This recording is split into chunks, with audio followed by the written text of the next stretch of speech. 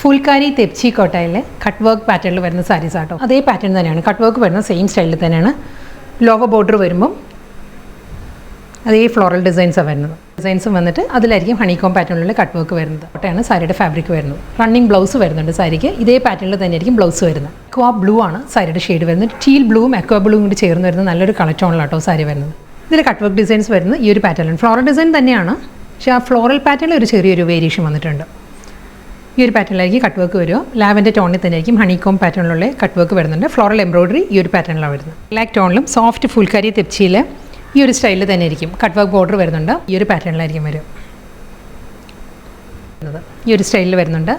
മുന്താണിയിലും അതേ cut work തന്നെ continue ചെയ്ത് വരുന്നുണ്ട്. ബ്ലൗസ് വരുന്നത് റണ്ണിങ് ബ്ലൗസ്.